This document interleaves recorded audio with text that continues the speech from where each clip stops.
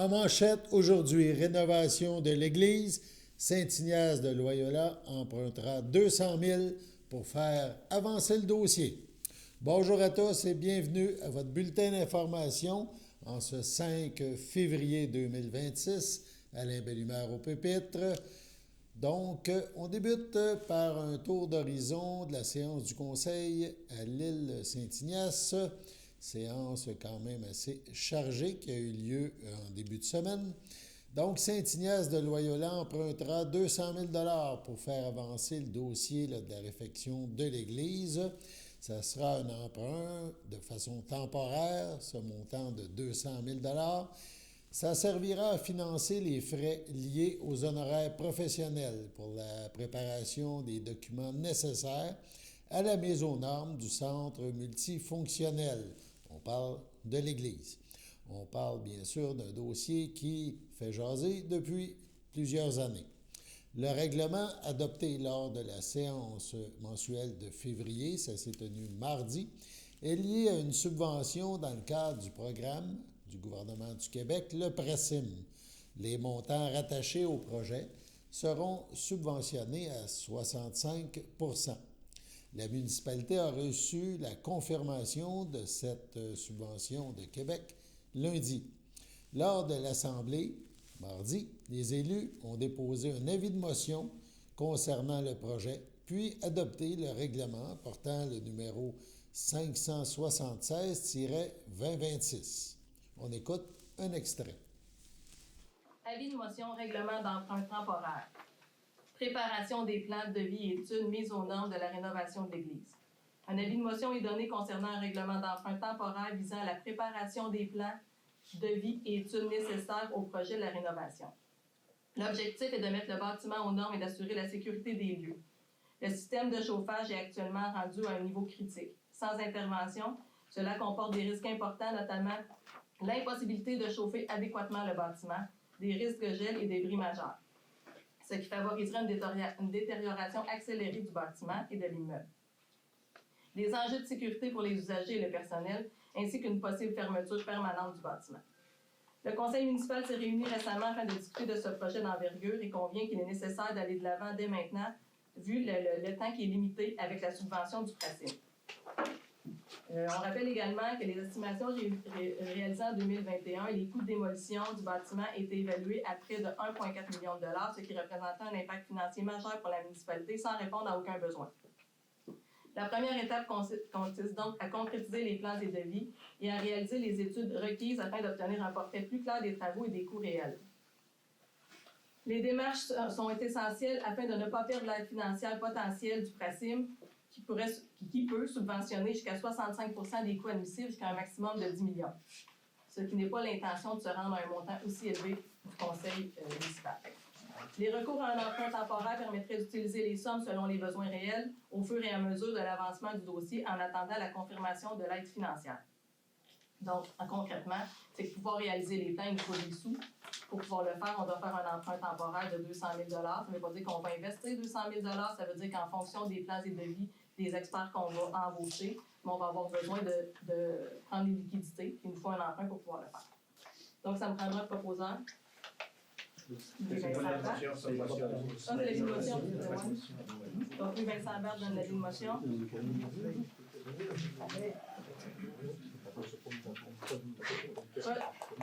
Merci. Merci, Mme Lefebvre, s'il vous plaît. Projet de règlement emprunt temporaire, 200 000 $.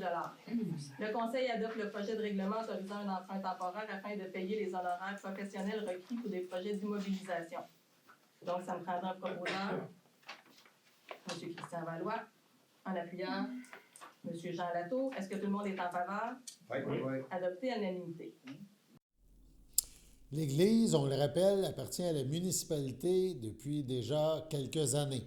Son avenir est au cœur de nombreuses discussions à Saint-Ignace de Loyola. Certains veulent la démolir, coût estimé 1,4 million, et un espace communautaire qui disparaîtrait alors sans solution de rechange. D'autres souhaitent sa restauration. On parle d'un projet initialement évalué à 6,5 millions de dollars, montant, on le rappelle, subventionnable à 65 %. Coût potentiel pour Saint-Ignace, 2,1 millions. Bref, la municipalité souhaite préciser cet estimé, d'où l'emprunt de 200 000 et la préparation de plans et devis, analyses, etc. Une vingtaine de contribuables ont assisté à la séance des élus. La période de questions a été aussi longue que la séance elle-même. Certains ont parlé de l'importance d'un tel lieu pour leur communauté. Nombre d'activités se déroulent dans l'édifice, surtout au sous-sol de l'église et même à l'étage, et ce, depuis nombre d'années. L'endroit pourrait aussi servir de lieu de rassemblement pour la municipalité en cas d'urgence. D'autres craignent un gouffre financier. On écoute un extrait de la période de questions. Il n'y a pas quelqu'un qui fait un budget ici, parce que ça, là, c'est un gouffre financier, cette idée-là. Vous allez faire ça, ça va vous coûter combien? Puis là, vous allez faire un emprunt, quelque chose, je peux pas. Moi, là, c'est la première fois que je viens ici, là. Tu sais? Puis ça va se ramasser encore sur nos taxes. C'est ça à faire là-dessus, coupe-le là aussi. Je sais pas, là, coupe-le là. Ça ne gèlera pas dedans. C'est un gouffre financier, mais la vente dans les pièces que vous avez achetées. Je comprends pas, là. On est rendu avec des taxes, là. C'est quasiment le prix. Quelle est la question? Quelle est la question? Quelle est la question? C'est bien qu'un commentaire, je te fais. Mais c'est pas un commentaire, c'est une période de questions. Fait que je réponds à votre question. Quelle est votre question? Fait que, même si vous ayez ça de bord, là, vous allez faire quoi? Un emprunt? Pour rénover ça, quoi? Donc, comme présenté dans le budget, le PRACIM nous permet d'avoir une subvention de 65 %. En ce moment, le bâtiment, depuis 2014, 2012, qui appartient à la municipalité. On ne peut pas se départir comme ça du bâtiment. Dans ces années-là, personne ne le voulait. Nous l'avons, le bâtiment. On ne peut pas non plus laisser une infrastructure sans soutien. Ce serait irresponsable de notre part. En ce moment, on a une subvention qui arrive à échéance. Donc, si on n'agit pas, on se retrouve à faire des rénovations à coût élevé avec aucune subvention. L'idée, c'est pas de faire un endettement majoritaire. L'idée, c'est vraiment de le rendre aux normes puis de voir ce qu'on peut faire avec le bâtiment. Comme je répète, le détruire, 1,4 million, ça veut dire que c'est sans subvention, c'est un coût directement chargé aux citoyens. Avec aucune infrastructure qui va nous permettre de rester. La vente du bâtiment, qui va acheter une infrastructure, aller faire 1,4 million, puis le temps qu'on prenne cette donnée-là, on s'est consulté le conseil, ça veut dire qu'on va perdre la subvention, on va peut-être se retrouver avec un fardeau financier plus grand. Le conseil a pris une décision de maintenir le bâtiment. Mais c'est 65 %. Oui. Ce qui reste, c'est qui va le payer? C'est l'ensemble des citoyens. Assurément, ça va être sur une taxation. Ça, c'est certain. Il n'y a jamais rien à coup nul, malheureusement. Pas à Montréal, ici, à Saint-Ignace. J'entends ce que vous dites. Un autre citoyen s'est intéressé aux frais annuels rattachés à un tel projet. On écoute la mairesse de Saint-Ignace de Loyola, Evelyne Latour, lui répondre et défendre la décision du conseil municipal. C'est beau prêcher pour la vertu, mais la question qu'on pose et qu'on n'est pas capable d'avoir une réponse, c'est combien ça va coûter à maturité. On vous l'a demandé plusieurs fois, ça fait 3 séances que je viens, puis vous ne voulez pas y répondre. La semaine passée, le comptable a dit qu'on parle d'un minimum pour le 2,3 millions de 150 pièces d'augmentation par payeur de taxes. Si les frais variables en plus, c'est un autre 150 $ par compte de taxes, on parle de 300 $. Les personnes retraitées... Je vous arrête parce que là, vous lancez des chiffres que même nous, on n'a pas. Là. Non, mais on vous a demandé de les faire, puis vous ne les faites pas. On ne peut pas les faire. Oui. On n'a pas de plan et de devis pour estimer le coût. Vous prenez des chiffres que vous stipulez. Là, en ce moment, nous, ce qu'on a, là, c'est qu'en ce moment, l'architecte qui a fait le point de départ, il est estimé 6,5 millions. À 65 % ça revenait à 2,1 pour nous. Par contre, on n'a aucun plan et de devis, on n'est pas allé en appel d'offres nulle part. Donc, on estime des coûts. Quand on va déployer suite à l'appel d'offres, on va voir les coûts réels, puis on va être en mesure d'estimer ça va être quoi la charge sur chacun des citoyens. Et par la suite, on va être capable d'équilibrer les coûts de fonctionnement parce qu'on ne sait pas jusqu'où on va se rendre dans le projet. Fait que même que pour l'infrastructure. Laissez-moi terminer. Même que je voudrais vous répondre, je ne peux pas vous répondre et je ne ferai pas ici une nomenclature de coûts estimés parce que ce sont des coûts hypothétiques. Je ne lancerai pas en l'air des coûts financiers auxquels nous ne les avons pas. M. Ménard vous a répondu tantôt au niveau de l'accès à l'information. Lorsqu'on veut avoir des coûts totaux de fonctionnement, combien nous coûtent présentement les employés qui vont faire le ménage, Ça, il peut vous le remettre, c'est l'administratif qui est capable de faire ça. Mais présentement, dans le projet, la seule chose qu'on a, c'est que ça peut coûter maximal 6,5 millions. Mais Où vous quand prenez votre estimé? Attendez, bien, parce qu'on l'a fait faire. Ben c'est ça. C'est-à-dire que c'est Dans les estimé. temps. Vous avez pas fait depuis un an ou deux. À la donc, prochaine, c'est on les rien. a fait faire rapidement par l'architecte avant d'aller en place. Là, après ça, il faut faire les honoraires avec des spécialistes. Là, j'ai pas besoin d'expliquer la nomenclature de comment ça va se passer, sauf que par la suite, ce qui va arriver, c'est que là, lorsque les plans et devis seront faits par des experts et qu'on ira en appel d'offres, on aura un montant financier. Et là, à ce montant-là financier, si tout le monde se recule dans l'ancien projet, c'est que ça avait sorti tellement élevé que le conseil avait décidé de ne pas maintenir le projet. Là, ce qu'on souhaite, c'est une rénovation et non une reconstruction. Donc, on pense qu'on va être capable d'arriver dans les coûts, souhaitant que les coûts soient raisonnables. Sauf qu'on ne l'a pas, je ne peux pas stipuler des coûts en l'air. Je ne le ferai pas ici. Même si vous me reposez la question à une prochaine séance, tant et aussi longtemps qu'il n'y aura pas de plan et de vie et qu'on ne sera pas en appel d'offres, je ne répondrai pas à cette question. À Saint-Ignace de Loyola, l'église se dresse au cœur du village et au centre des discussions entre les citoyens. Et ce n'est pas prêt de prendre fin. Sur ce, on passe à la pause. Votre station de télévision de Berthierville vous invite cordialement à son bingo hebdomadaire télédiffusé tous les samedis matins dès 9h30. Depuis longtemps, les fans de CTRB se divisent le joyeux montant de 600 $ chaque semaine à cette joute de bingo. N'oublions pas non plus le super bingo mensuel d'une cagnotte de 2000 $ que vous pourriez vous partager chaque premier samedi du mois. Un moment de fébrilité qui pourrait devenir payant pour plusieurs d'entre vous. Pour vous procurer ces fameuses cartes de jeu, les dépositaires participants sont à Berthierville, le dépanneur Formule 1, la station-service Arnois sur le boulevard Gilles Villeneuve, le marché IGA Extra Famille Mont-d'Or sur la rue Gabrielle Brissette, le marché Métro Boucher sur la rue Notre-Dame et la pharmacie Proxime sur la rue Frontenac. À Saint-Ignace de Loyola, le dépanneur Proxy sur la rue de la Traverse, la boucherie Aldo sur le rang Saint-Michel. C'est donc un rendez-vous hebdomadaire chaque samedi matin à 9h30 sur les ondes de CTRB, votre télévision locale et régionale, celle-ci toujours en haute définition. Toute l'équipe de CTRB vous remercie de votre fidélité et vous souhaite bonne chance.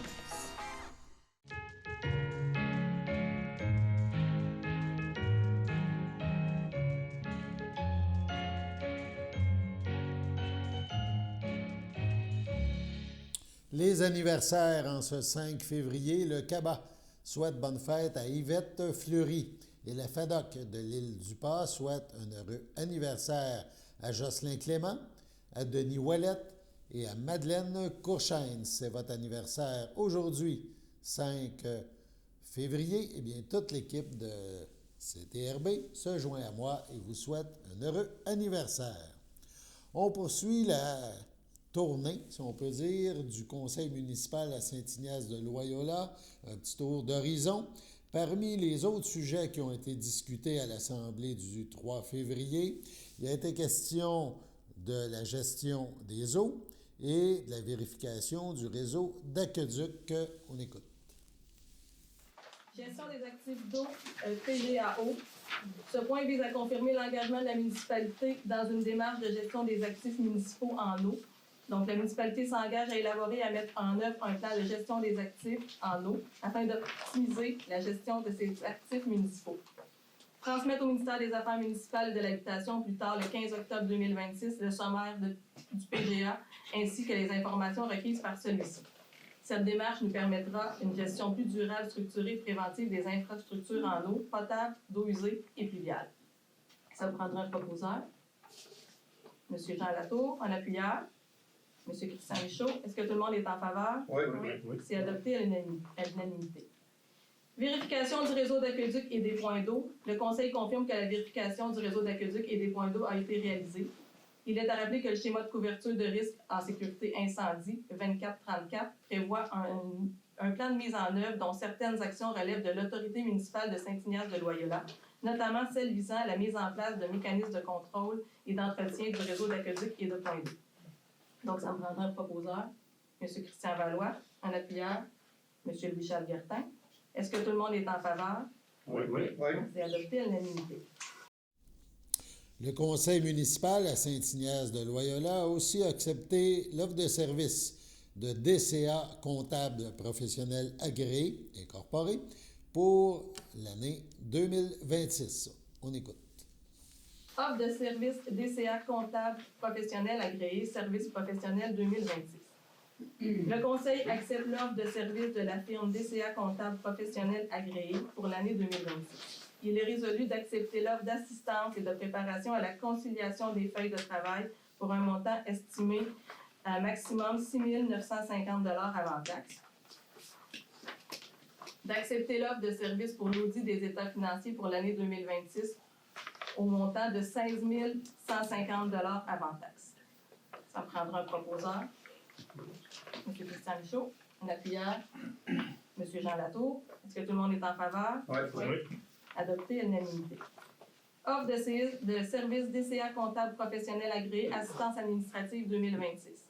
Le Conseil accepte l'offre de service reçue de la firme DCA comptable professionnel agréé Inc. pour les différents services incluant l'assistance comptable des conciliations mensuelles, la consultation du poste du bilan avec les auxiliaires, le balancement des investissements et de leur financement, le balancement des postes excédents, l'assistance à la préparation budgétaire, ainsi que toute autre assistance ou consultation requise selon les besoins de la direction au cours de l'exercice 2026. Pour un moment estimé à 11 340 $. Ça me prendrait un proposeur.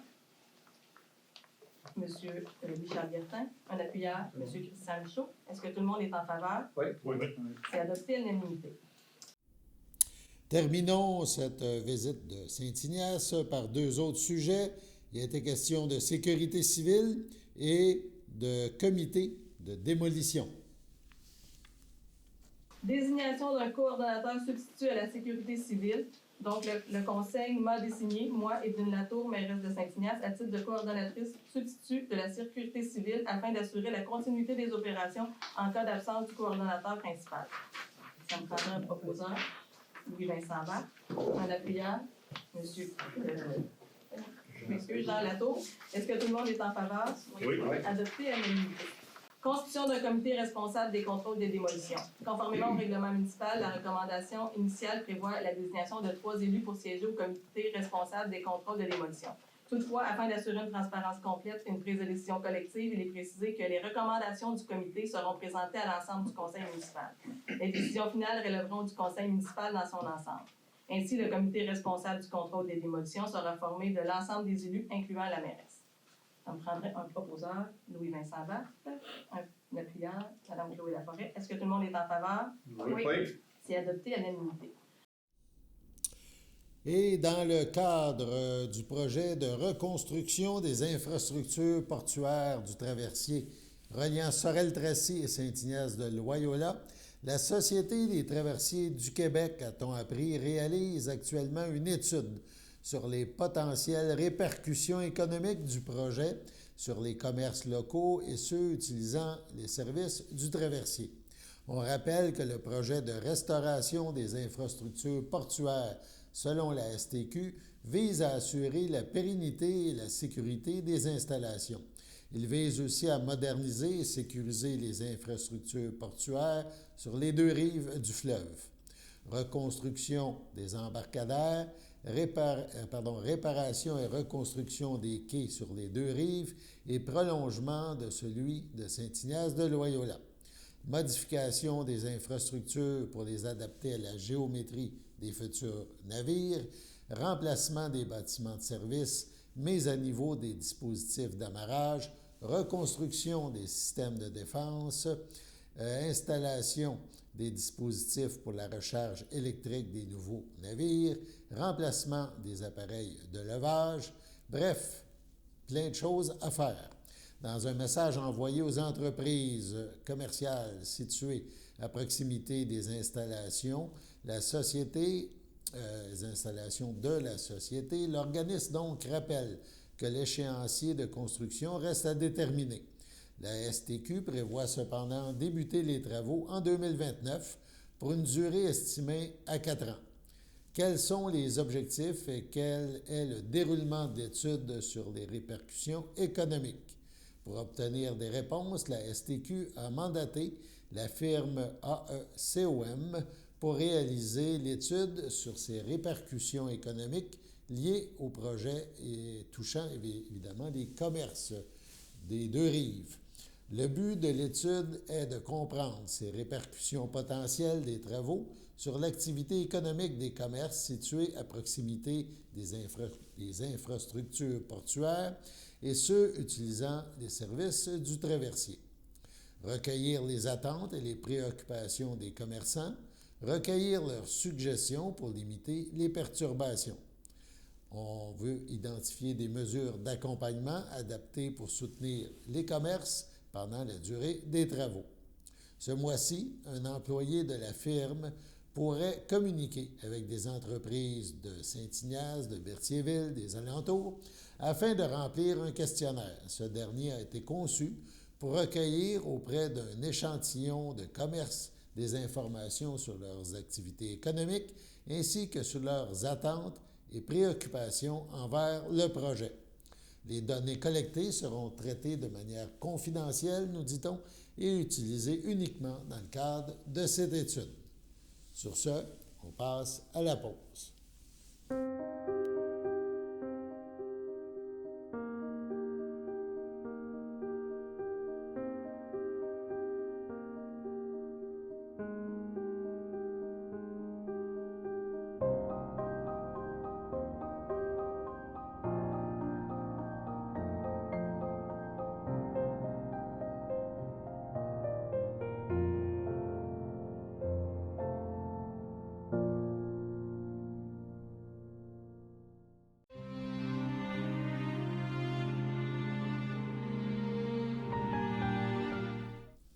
À la résidence Le Champêtre, le 17 janvier dernier, à 86 ans, est décédée Mme Denise Rivet, épouse de feu Régent Lessard, demeurant à Berthierville. Elle laisse dans le deuil ses frères et sœurs, Fernand Rivet, Muriel Blais, Cécile Rivet, feu Jean-Louis Barthes, feu Monique Rivet, Dolores Rivet, Normand Rivet, France Valois, Lise Rivet, Raymond Pépin, feu Nicole Rivet, feu Marcel Rivet, Fernande Rivet, son beau-frère Denis Grondin, Odette Neveu, ainsi que plusieurs neveux, nièces, autres parents et amis. La famille tient à remercier le personnel de la résidence Le Champêtre et du CLSC de Berthierville pour les bons soins prodigués à Mme Rivet. La famille vous accueillera vendredi 6 février de 19 à 21 h et samedi 7 février de 9 h au complexe funéraire Efterio, rue Notre-Dame à Berthierville, où une liturgie aura lieu le samedi 7 février à 11 h. Les cendres de Mme Rivet seront déposées au cimetière de Saint-Ignace à une date ultérieure. C'est avec tristesse que nous annonçons le décès de M. Paul-Étienne Latour, survenu le 22 décembre dernier au CHDL de Saint-Charles-Borromée à 86 ans. Il était l'époux de René Latour, demeurant à Saint-Ignace de Loyola. Il laisse dans le deuil, outre son épouse, ses enfants.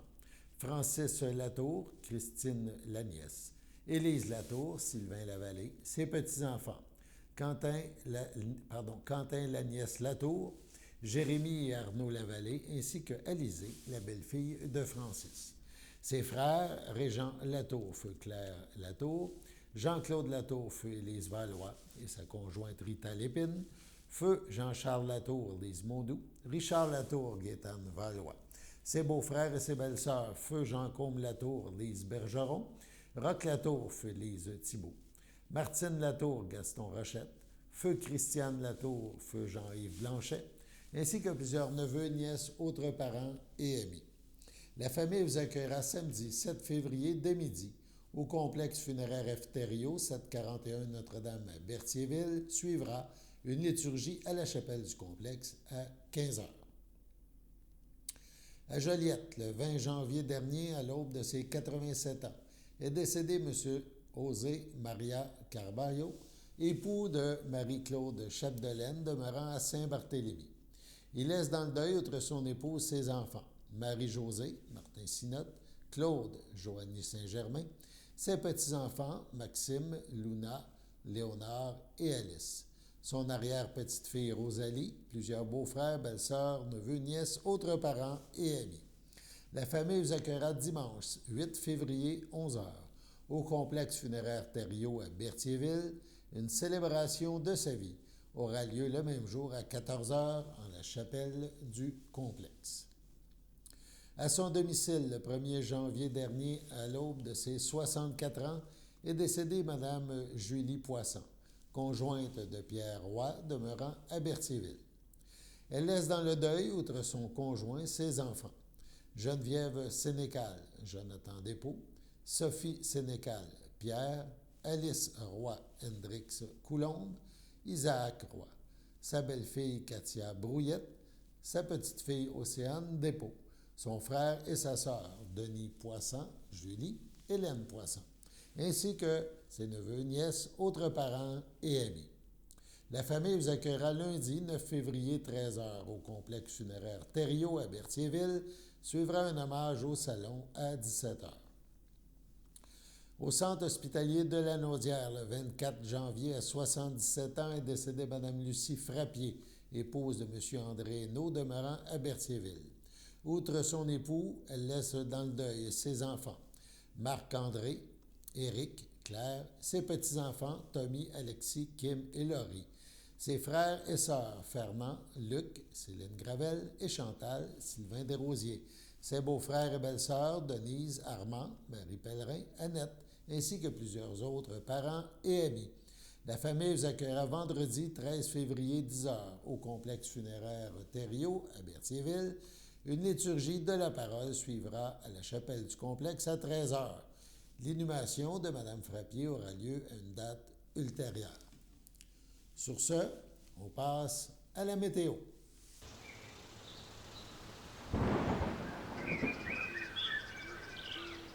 Bienvenue à votre météo de cette semaine. Aujourd'hui, jeudi soir, ce sera des passages nuageux. Une température de moins 15, un temps ressenti de moins 19. Jeudi nuit, ce sera un ciel variable. Une température de moins 20, un temps ressenti de moins 27. Vendredi matin, ce sera nuageux avec éclaircies, une température de moins 18, un temps ressenti de moins 25. Vendredi après-midi, ce sera plutôt nuageux, une température de moins 10, un temps ressenti de moins 14. Vendredi soir, ce sera des averses de neige, une température de moins 11, un temps ressenti de moins 16, environ 1 à 3 cm de neige. Vendredi nuit, ce sera des averses de neige, une température de moins 12, un temps ressenti de moins 21, environ 1 à 3 cm de neige. Et voilà, c'était tout pour votre météo.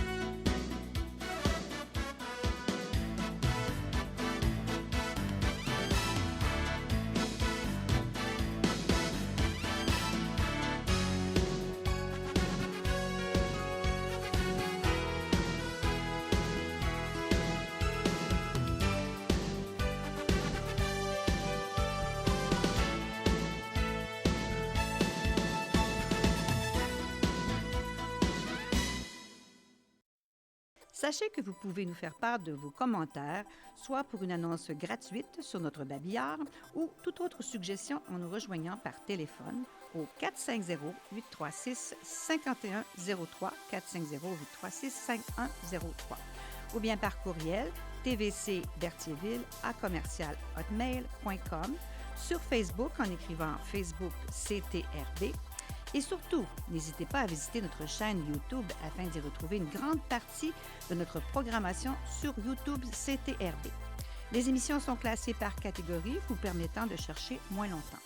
Vous pouvez aussi cliquer sur le rectangle rouge « S'abonner » pour être à l'affût des dernières émissions enregistrées.